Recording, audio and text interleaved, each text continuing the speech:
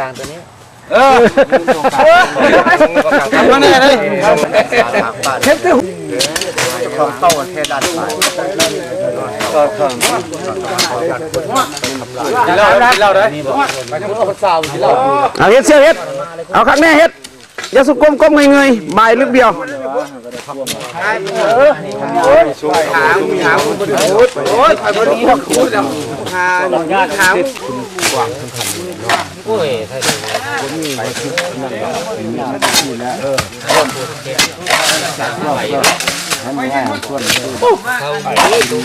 ว่าง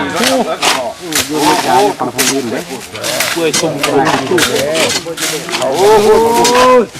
คนละจุดคนละได้ฟังที่เดียวเขาเป็นคนเล่าเขาเงินหลายแล้วไงเท่านี้กับทางในจะได้มีเงินให้เขาซื้อให้ถูกอันนี้คือโยนไปอันเป็นลูกทองคำนี่แล้วเงินกันเป็นมันในหยุกว่าพวกขอข้าพากันขวาขายของพากันคุ้มบ่งัวหมูมันยังน้อยบนท่านเคยคุ้มเทียมไทยทางข่าวมาใส่เกี้ยนเลยก็คุ้มเขียนแก่ไปนี่นั่นดิพระเจ้าอนาเล็กน้อยเป็นอาตาเป็นจังหวัดให้มันขี้ขั้นกันเราก็ถ่ายเราเลยแล้วเวลาเราเว้าถ่ายอยู่แล้วเอาแหละเจ้าก็เว้าเลยลุงพอระย้ายไปล่ะ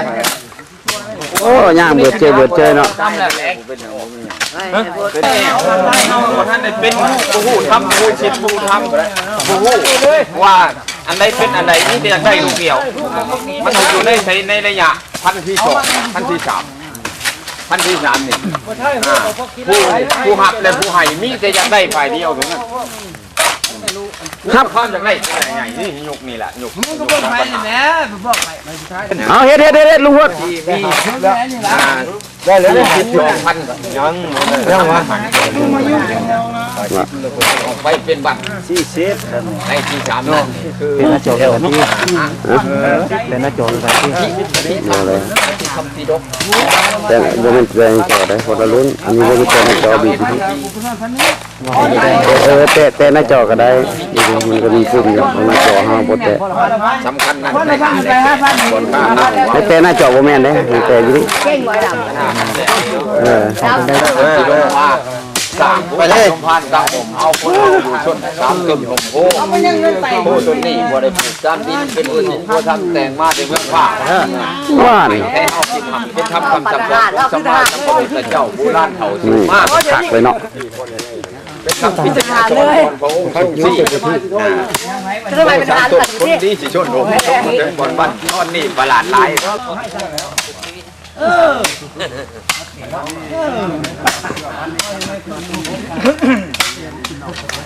เนื้อว่าเป็นยังไงเนื้อเอาไปแล้วเราก็กระตุ้น ยิ่งเมื่อยหลายเอาไปเบิ้ลมาเล่นไพ่บ่เห็นเมื่อยเนาะกินเหล้ากันนะ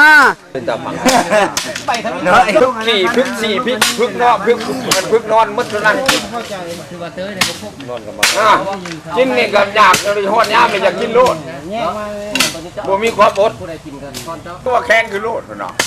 วันนี้เมื่อยแล้วนี่ที่ไม่ได้จมเลยไม่ได้เงยเลยแรงๆหน่อย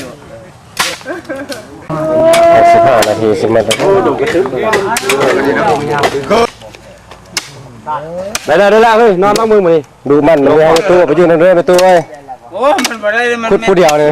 ไอ้ชายเลยดูมันขนาดเลยเสียของพอดีเลยแม่นหามือแรงล่ะคันเราบ่มาก็ไปนำเราเด้อเมื่อยไปส่งเราพร้อมไปนำไผบ้างเด้อคันเพิ่นบ่มาให้มีตู้ไปนำเป็นเมื่อยมีตู้มาส่งพร้อมฮักแพงเด้อสำหรับเราคุดผู้เดียวเด้อเราขึ้นแล้วลูกหลานดูมันเนี่ยเที่ยวส่วนคนละส่วนเที่ยวแล้วไว้มึงเบิ่งไอ้บังทางไอ้บังเอาตัวนั้นนะเสียวมานึงแน่ส้มแดงนั่นมันก็อยากเขาส้มชั้นแหลมส่วนมันจะพอได้เสียวลงพูดเหยียบคอพอได้มันสั่งมาลูกยังเบิ่งสมองยังแม่ตายนะเสียวดี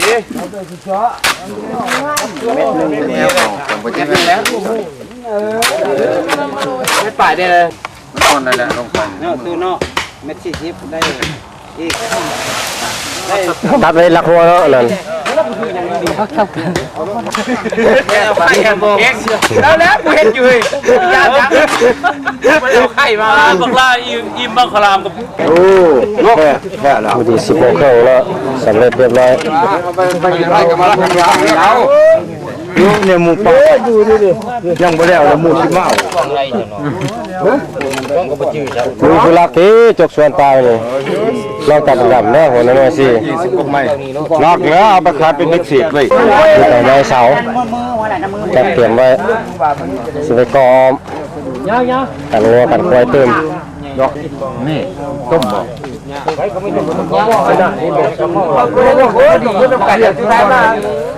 อันนั้นบ่เป็นลิงข้างแล้วบักยาวอันนั้นน่ะก็เป็นกากเป็นเขี้ยน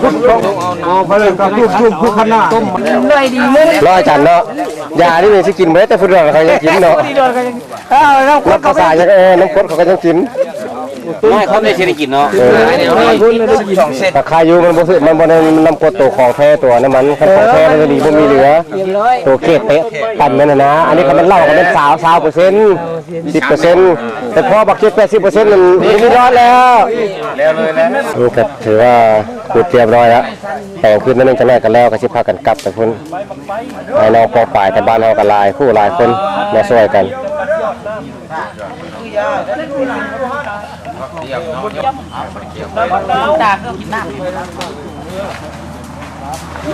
ลีนยาวนะเจ้าของไรลูกหลานผู้มาสร้างมาสารมาเฮ็ดให้เท่าดีนะครับเมื่ออยู่เรือนอยู่ซ่านเมื่อไปเมื่อมันไปทำมาจุ่มมันก็ไม่ได้อยู่ได้ของเงินผู้ดีได้เด้อเขาสร้างให้เพิ่นแล้วเพิ่นสองชาตินี่เอ้าเมื่อลูกหลานเอ้ยเขาขอมาเด้อไปน้ำขามาน้ำแข้งลูกหลานมันบ่จุนั่นจุดไฟดังเขาหัวทางอยู่ได้คนเอ้ยเขาหัวทางเมื่ออยู่ได้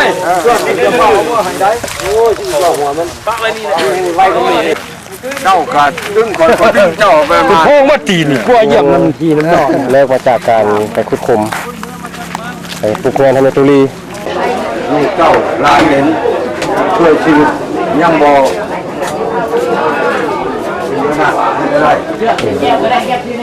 จากลูกจากร้านไปง่ายเนาะนายออกแล้วนึงนายพูนนิดมันเจ็บปัญหาปัญหาพูดละไอ้น้องปอป่ายแต่เขาพูดจากเข็นครั้งสุดท้ายครับดูมาเจ้าชุกมาคนช้าไม้นั่นจะวางไม้เล็กใช่นี่นี่ตัวนั้นยาเอาพวกชุกมาเลยก็แล้ว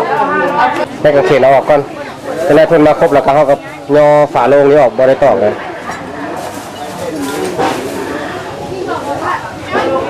ที่ได้หัวเนาะตัวอยู่พื้นตีนนี่พี่มาไม้มันโตมาได้เที่ยวน้ำหอมกับเตรียมไว้ซิดเตรียมนั่นเตรียมเอาเปิดฝาโลงก็ตีเฮ้ยบอกเพิ่นเบิ่งอยู่ทางหัวเพิ่นดอกเพิ่นเบิ่งอยู่ทางหน้าเพิ่นบริสุทธิ์จริงบริสุทธิ์บ่มีแต่เปิดให้ลูกให้หลานเพิ่นเฮ็ดแล้วหมดแล้วนะคือมันสุด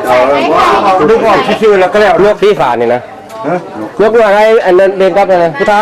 สำหรับฝาโลงนะเขากวาดซื่อแต่ว่าเขาบ่ได้ตอกตะปูนะโอ้โหยกขึ้นได้นี่ยกขึ้นได้แล้วนี่ตูดไม้สุดจำนั่นตูดยามาทางพี่นิดนึงพอได้เขาได้เรียนทางหน้านะเอาดูนี่ทั้งนึงนึกพุทธะเพื่อมันทายคงงานกันเลยหอมเลยเอาเดี๋ยวเราเว้ยอันใดเลยห้ามบ่มีพญาบาดเหย่าเด้อนี่นะไปเกิดไปแล้วไปเกิดชุมดีชุมเลยนะบักษาเจ้าคนนอนเลยไปย่อมาย่อขันนั่นนี่ขันลุโทษขันสุดท้ายร้านปึงเดียวนี่ละ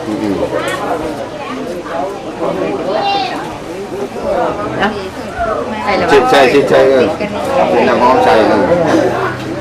วันนี้จะว่าการค่าง่ายเอาให้เอ็ม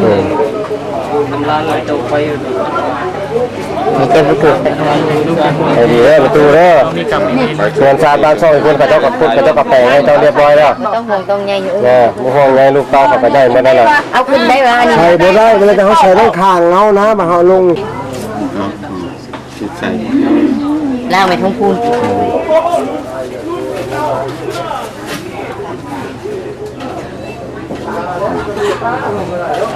แล้วช่วยเราดูเด้อเราต้องห่วงเราเรื่องน้ำหลานเด้อให้เราก็ฝ่ายแต่เขามีอย่างกับที่หักสิแพงกับสิเบิ่งกันเก่าแล้วลูกสาวจะลองเรียนคือน้องคือนุ่งเขาเนี่ยแหละ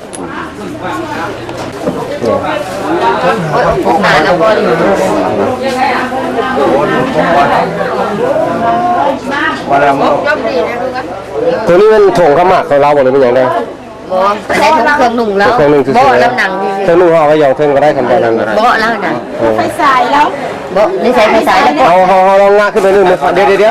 ฝ่าลงลองงาขึ้นไปนึงมันยังมีบอลเศร้าเอาเหลือปะยกขึ้นนึงเนาะคนงามก่อนยกขึ้นตรงมันมีเดี๋ยวเราเนี่ยเขาเตือนมีอยู่เราเอาทอดพับให้เราด้วยยกอันนี้ขึ้นแล้วเอานี่พับเข้าใส่ในนะตัวไหนมันพอพับน้อยเข้าพับใส่ยกขึ้นบนพุทธะแห้งตีนให้มือเอาเข้าบ้างเอาเข้าวางไว้เราจะชุดเต่งหน้าเราเลยจ้าบอลไหนมันพอเข้าได้ละปั่นใส่บอลเล็กบอลน้อยบอลให้มันเต่งหน้าเราแล้วพอเขาบริจูดเราเลยอันนี้ได้ตัวนั้นมาใส่บอลใส่เราตัวนี้มันยาวเลยมีตัวน้อยตัวมันพับเข้าได้น้อยแล้วพับเข้าอันนี้เด็กอยู่แล้วก็ไปนอกบ่เอาเข้าได้แต่ตีนบอลนี่ก็ได้ดิได้ทั้งตีนนี่เกิดแล้วนี่ใส่ทั้งตีนใส่ทั้งตีนตัวใหญ่แล้วเอาไว้อยู่นอกก็ได้ได้ละอันนี้ยกเลยไปสู้สุขติเลยตัวต้นมันไม่ได้เข้าล็อกระวังมันหนีมือเด้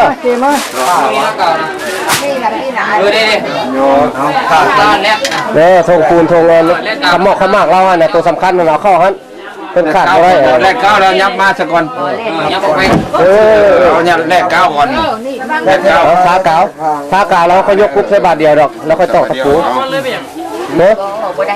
บ่เอานี่ใส่ก่อนแล้วก็จะมาเอาสูบมาแล้วก็ได้บ่ได้ลูกสูดไปได้เยอะทางนั้นแล้วที่กูทางนั้นทางนี้มาเอาทางนี้แหละเอาใส่ท่านแล้วแล้วเข้าไปท้าใส่กันพุทธะใส่ยังไงนั่นกาวยังไงนะหลายมือใส่เลยแล้วได้ท่าโดดท่านี่ท่าไปนี่ท่าไปแต่อะไรเรื่องนี้มันลดหม้อน้ำมัดเป็นกระโตอยู่ตรงนาซ้ำใครยืนอยู่ใครตรงนาผมก็ตักน้ำมาเย็นในนาเนี่ยเป็นผสมมีน้ำมาเย็นด้วยนะเราแค่เสร็จเขาจะมากินยังไงบุคือมาใส่นี่ก่อนพงก็พงมันเสียนะมันเสียจกพ่อทั้งหมดโอ้ยใส่ตะคอแล้วดอกเสร็จแล้วตะปูมันย่องตื้อแบบนี้ใส่หลายมันก็เสียได้มันได้ไปทางนี้แล้วใส่ข้างนี้อะไรเลยใส่ดิได้มันได้ฟิตดอกเลยเอาตะปูเฮ็ดบานเนี่ยดูแล้วว่าผู้ต่อร่วงก่อนเลยเป็นต้นเนาะตะปูน้ำข้าเจ้านะก็จะมีนะผงตะปูนะแต่จะเตรียมมาไม่น้อยไม่ใหญ่มันพอดีมดได้มอบให้เลยนะ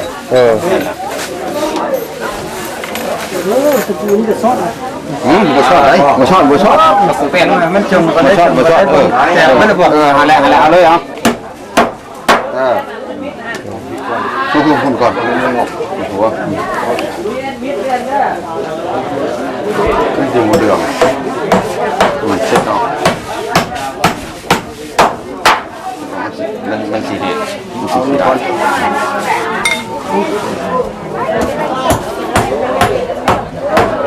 ท่านเอาน้ำด้วยเอาน้ำลาด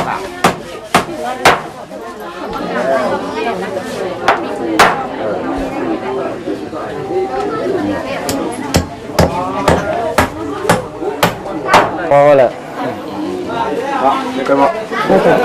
ดูละเอาพูดเอาไว้ว่าเก่งวางใส่ทางทางขนาดทางหัวแหละถูกแล้ว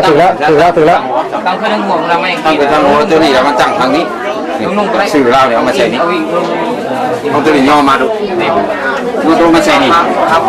นี่มาใส่นี่ตั้งไว้ลงก็ได้มันมี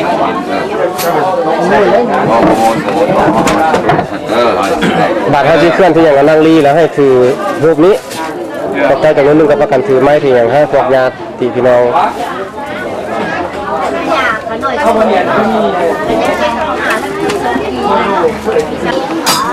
คุณพ่อกำลังจะทำพิธีทางศาสนาทำพิธีทางศาสนาอยู่แล้วแล้วก็เพื่อนไปประพาสก็จะทำบุญอีกครั้งนึงประมาณ30 นาทีอย่างนั้น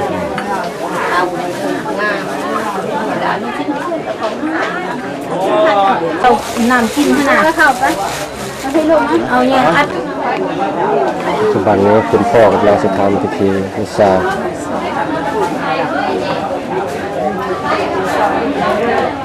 หลังจากทำพิธีแรกก็ประมาณบ่ายโมงก็จะได้เคลื่อนศพ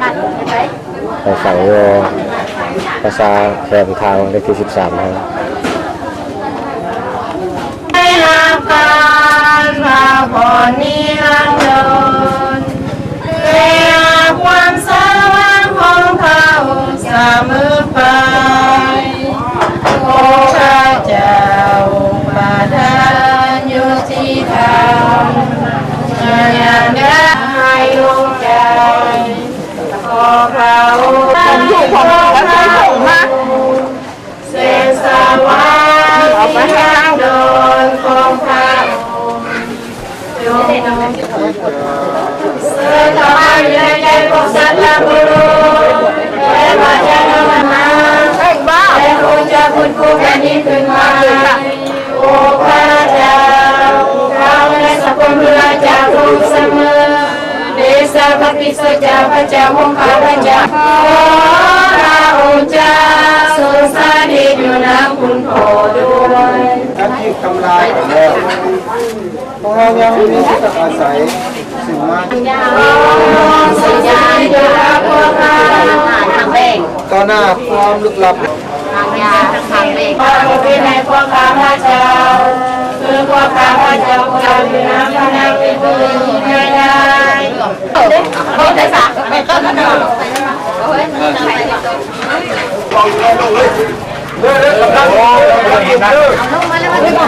นี่บอกเอาไปบอก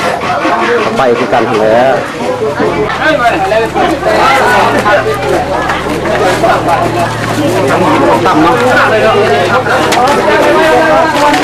จับไปน้ำเลยรถเปิดว่างใช่ไหม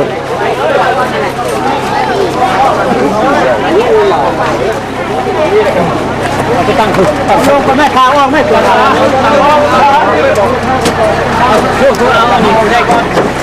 นี่เซ่นี่ก่อนตั้งไอ้ตีนตัวนี้ตั้งตีนเนี่ยตั้งนะ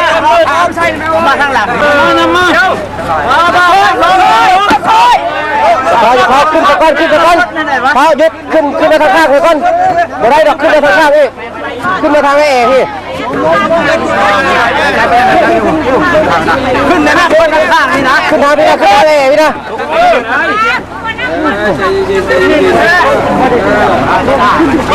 ใช่มันขึ้นนะเอาลง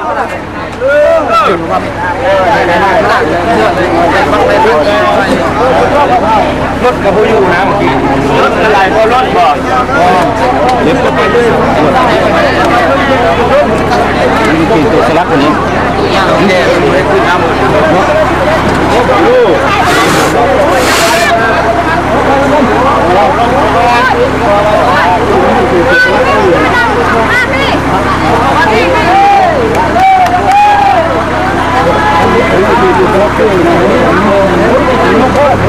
ครับน้ำเดือด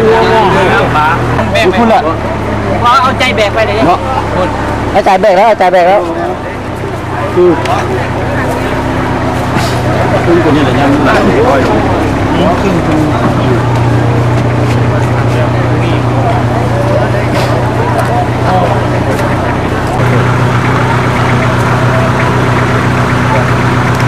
โอ้ยข้องเห็นขนมมันยอมเจ็บเนาะคัดเป็นเงินที่เหลือว่า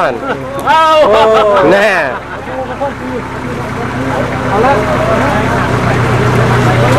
เป็นเงินที่เหลือบอกเพิ่งว่าได้ตาหนึ่งคนเลย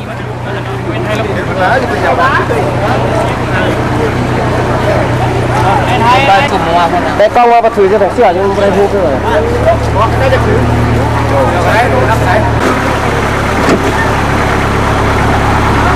จ้างเลยบ้านะบ้า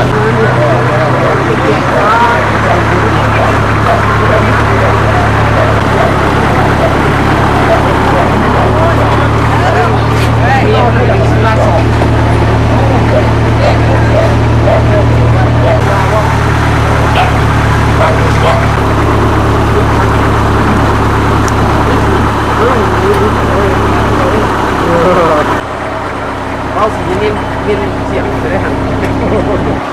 ก็แค่ว่านุ่มๆนะเป็นอย่างคนอย่างน้อยสิตามมาทีหลังเลยเนี่ยตัวจีเขาไม่ให้บวชแต่แล้วเนาะเขาย่านซิกเองเลยมือซิกเองซิกเองแกน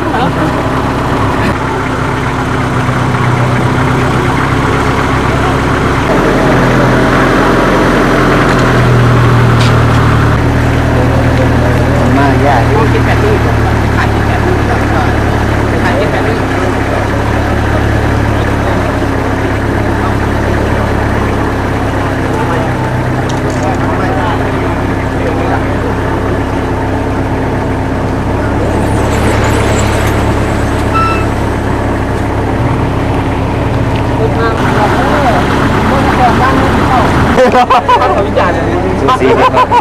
ซูซีเดียวป่ะ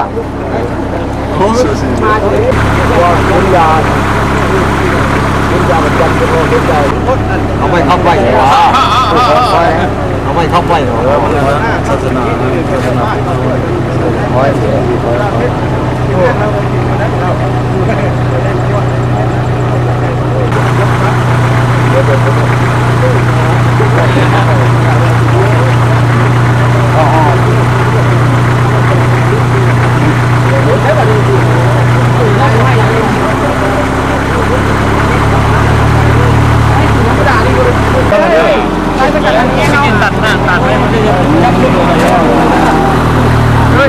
จับมันนั้นไว้น่ะ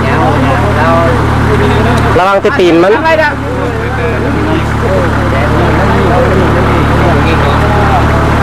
ดันไว้ไปเลยไปชื่อเขาอยู่หัวปูจักถามชื่อด้วยกันเลยไปเสียเล่าให้อยู่บ้านหนึ่งเขาเบิ่งคักเลยนะข้างล่างหัวชื่อแต่ปากเลยเอาเพื่อนค่อยได้ค่อยชื่อแล้ว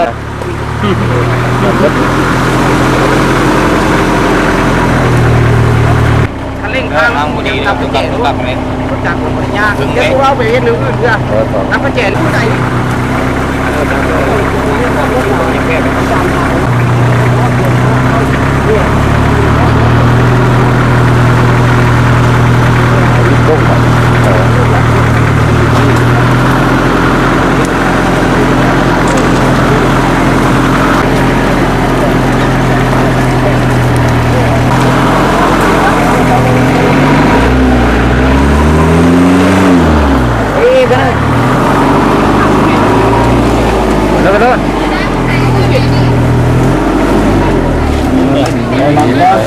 เอาหลังก้อนแล้วเอาก้นเขาเลยลงมาหน้าบ่เอาดอกย่อยสิละเข้าเลยพอนาที่สุดเชื่อครับเจ้าเดี๋ยวอย่าแม่บังต้องให้บังด้วยแค่ตีในบังฮะ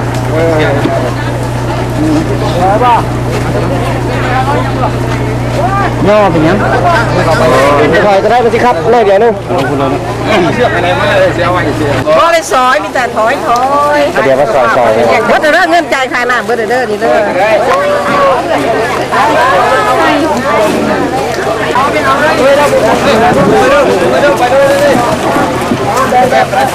ไปลูกเอ้ยมันนัก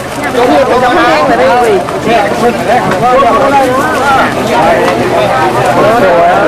ก็เลยน่ากินเลยดีไปไรตายแล้ว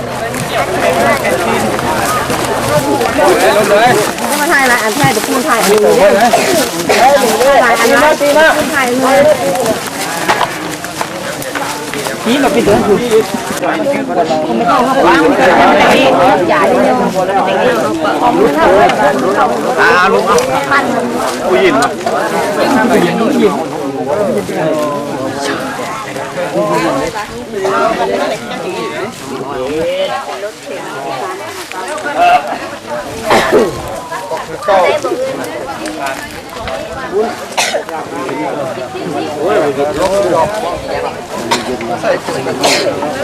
นั้นจะสั่งนี่เราเองกับมันว่ามันงอนกันใช่ครับนึกดีกว่าผู้ย่อใส่เนี่ยคือดีกว่าคุณมันใหญ่สองคนที่เราไม่เกี่ยว แถวแล้วแถว เอาแล้วล่ะขอความสงบด้วยเด้อพี่น้องเขา ยัง สีแดงเหรอเจ้าอ่ะพ่อมันรถ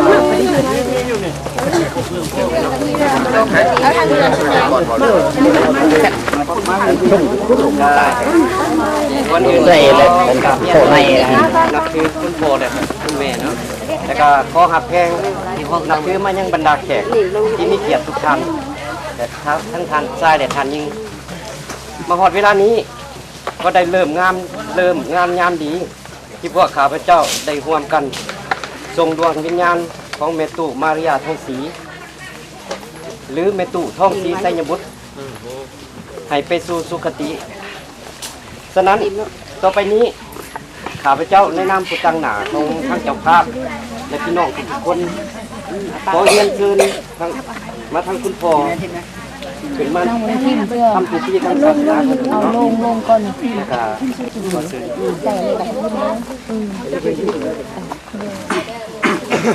พ่อแม่พี่น้องที่หักแพงในพระเยซูคริสต์เจ้ามาฮอดป่าศักดิ์สิทธิ์แล้วมีทางศาสนาที่การคาทอลิกจะวาง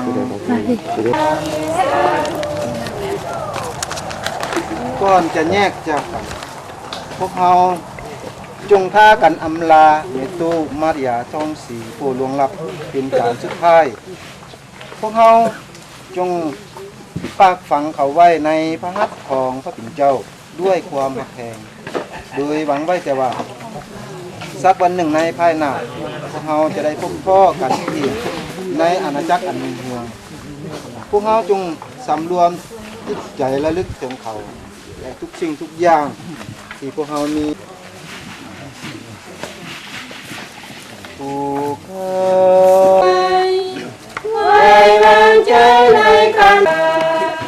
อย่าเพียงเลือกคำมองยังมองหาเขาสาดาฟังเสียงหูถูกด้วยเธอเราจะสดจดจำกันบ้าง พระองค์ได้ทรงสัญญาเก็บผลผู้ให้ที่เป็นทุกข์กับใจไก่สวรรค์ขอโปรดทานลูกมาอย่า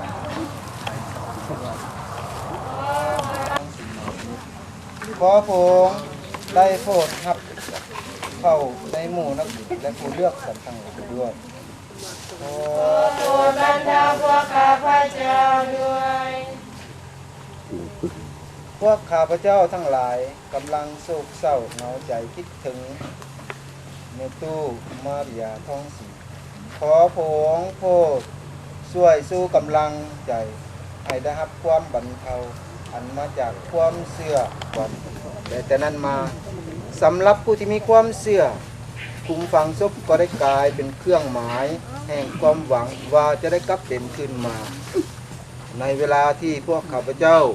ฝังเมตุมาริยาทองศรีของพวกข้าพเจ้านี้ไว้พวกข้าพเจ้าวิงวอนขอพระองค์ผู้เป็นการกลับเป็นขึ้นมาและชีวิต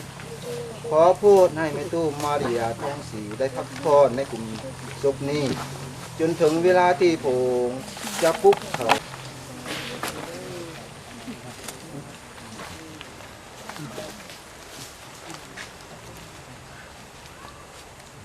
และอันดับต่อไปนั้นการสาดน้ำเสกใส่หีบศพ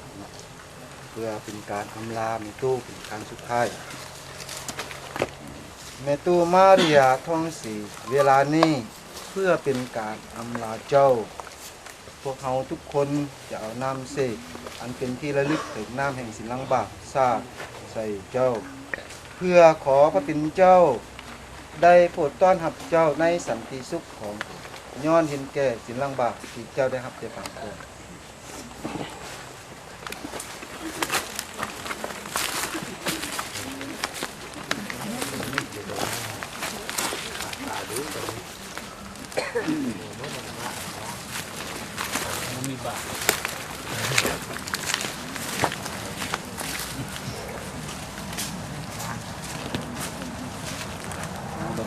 ขอเชิญบรรดาพี่ๆน้องๆเนาะผู้แทงจะเป็นการทำหน้าต้นทำหน้าคิดเลย เอา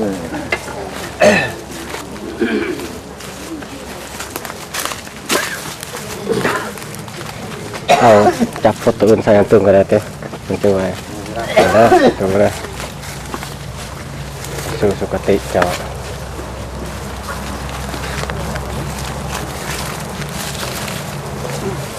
บิดาของข้าพเจ้าทั้งหลาย เราอยู่สวรรค์คอยกันนำเมืองไปเมืองพงให้มาเถิดให้ได้ตามน้ำพระทัยในแผ่นดินคือในสวรรค์อาหารประจำวันขอทานในวันนี้ขอบทพินให้พวกข้าพเจ้าคือพวกข้าพเจ้าผู้ในเขาขอจะพระพวกข้าพเจ้าในยามที่เราล่วงแต่พ้นจากความสหายเถิดสาธุนางมาด้วยต่อคำมันวันของผู้ในยามขัดสนแต่ขอสวยพ้นกันดานอันตรายทั้งหลายเสมอเถิดโอ้พระมาจารีองค์ล้วนเลื่อมใสและสอบใจพระเจ้า ดวงพระทัยศักดิ์สิทธิ์ของพระเยซูเจ้า เมตตาพวกข้าพเจ้าเถิด พระบริสุทธิ์แม่พระมาริยา อ่อนวอนสวยเอาเถิด บุญโยเซ อ่อนวอนสวยเอาเถิด สาธุ อ่อนวอนสวยเอาเถิด มาริยา อ่อนวอนสวยเอาเถิด มาริยา อ่อนวอนสวยเอาเถิด อ่อนวอนสวยเอาเถิด พระเจ้าของสวรรค์ อ่อนวอนสวยเอาเถิด สาธา พระบิดาและพระบุตรและพระ ก่อนที่พวกเราจะได้อาบลาทูกของลูกเรา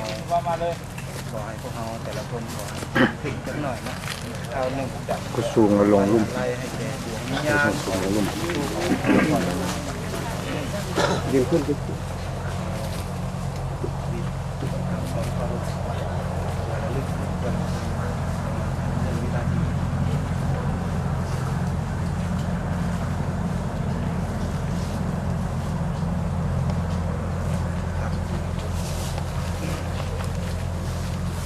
คนเมื่อ